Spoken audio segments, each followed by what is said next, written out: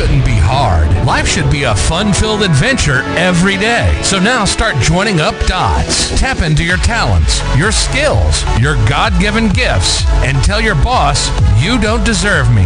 I'm out of here. It's time for you to smash that alarm clock and start getting the dream business and life you, well, of course, are dreaming of.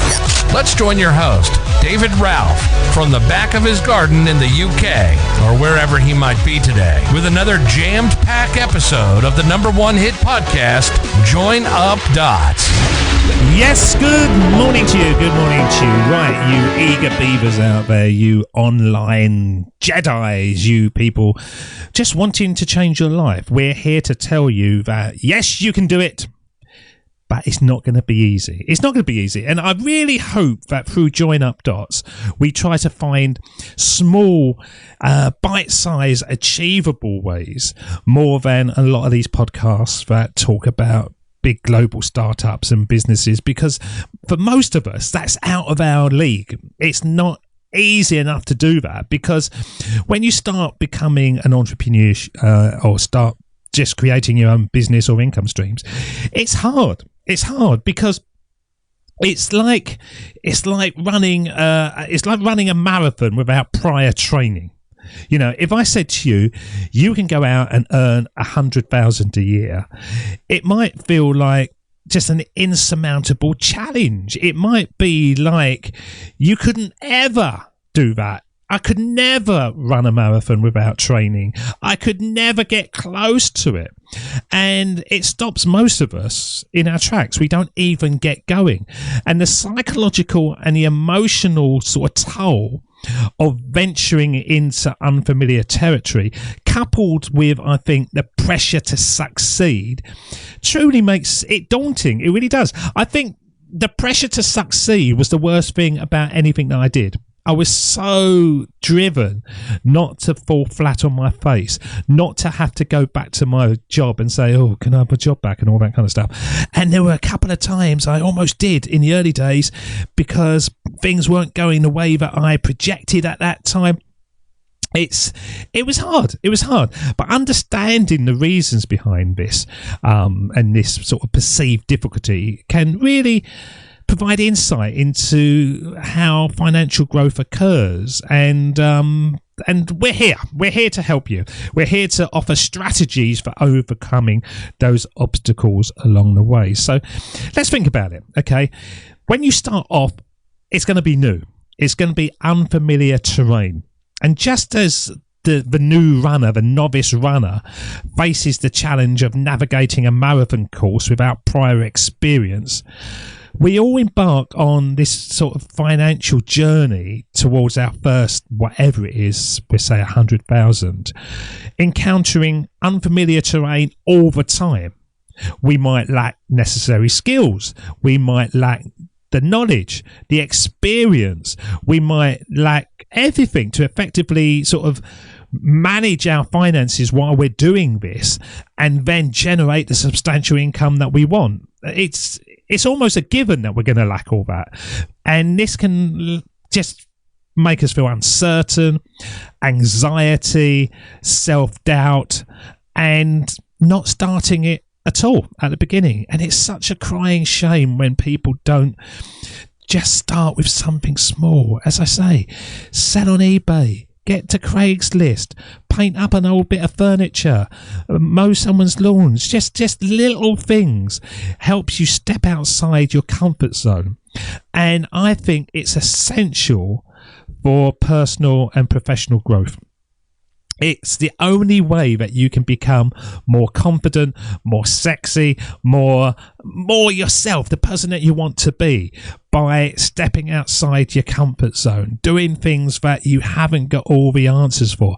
And we've spent our life doing stuff that we haven't got all the answers for.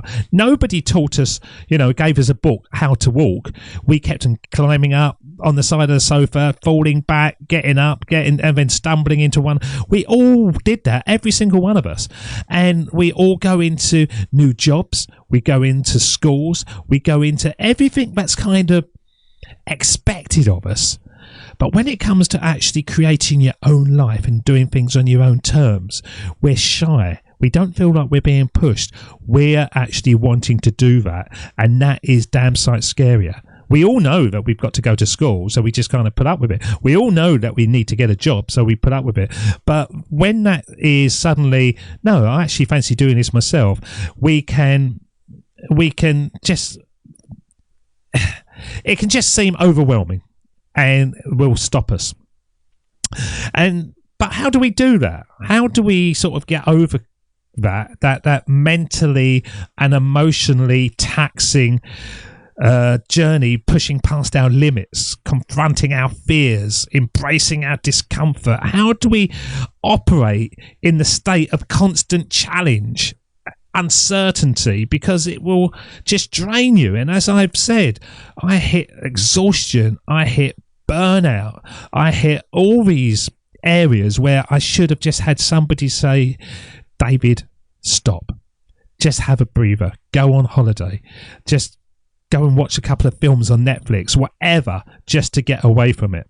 So this is what I think it is. And it's quite easy, really. I think just like the marathon runner will pause and rest and then reevaluate their progress, individuals striving towards any kind of financial milestone must prioritize self-care and reflection. We've touched on this a few times recently, but it's the key thing to everything. We've got to take breaks from our relentless pursuit of wealth. We've got to take breaks to allow for rejuvenation. We've got to take breaks to allow for perspective, you know, where we can get back and go, actually, you're being a muppet. What the hell am I doing? Why am I doing that? And that perspective and introspection is one of the keys. It's not wasted time walking away. It's you having a breather. It's you looking around. It's you laying on a lawn, looking at the clouds for a bit.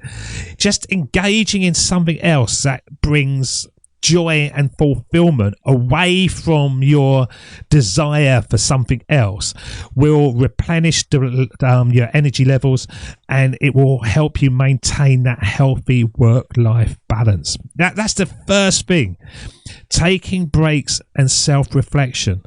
Now, a lot of people have this thing about gratitude at the end of the day, and they think, what am I grateful for? And they start off with a flourish, and after about 3 or 4 days, they're thinking, oh, I've already said that, and it all seems a bit stupid.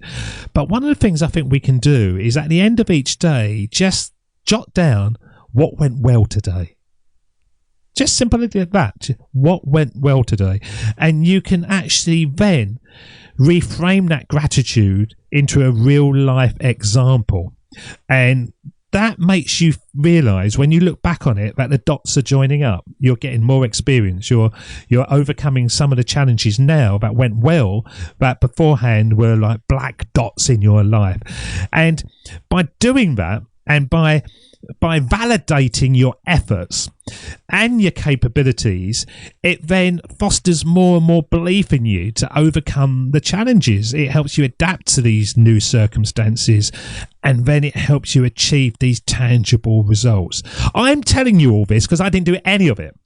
I didn't celebrate success. I didn't have a break. I was the world's worst entrepreneur. I promise you I was.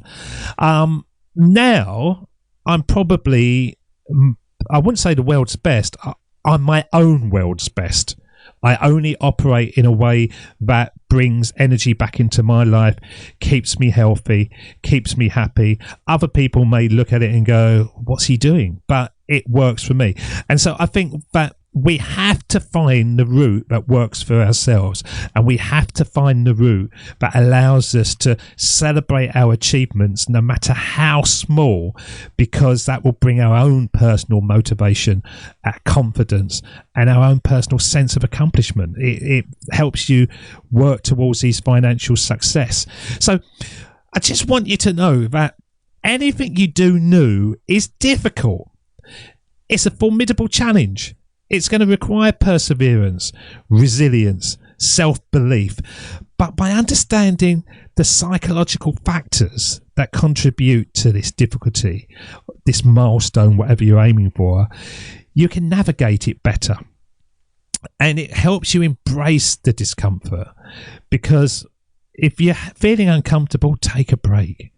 If you're feeling really uncomfortable, take a longer break. Make sure you come back to it, and it just helps you alleviate the strain of being outside your comfort zone. And that's all it is. At the beginning, it's all about being out of your comfort zone, not knowing the answers, and working in an environment that feels uncomfortable. But you can do it. Just set that goal, and then set your determination and potential to the highest level you can, and keep going.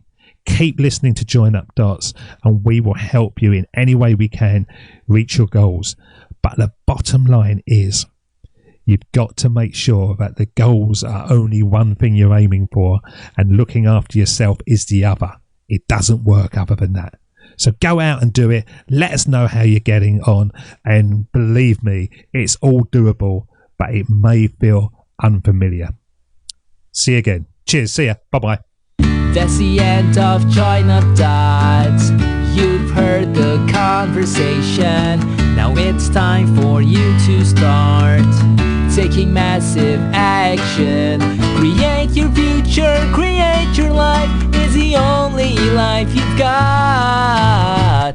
We'll be back again real soon. Join Up Dots, Join Up Dots, Join Up Dots, Join Up Dots. Join up Dots.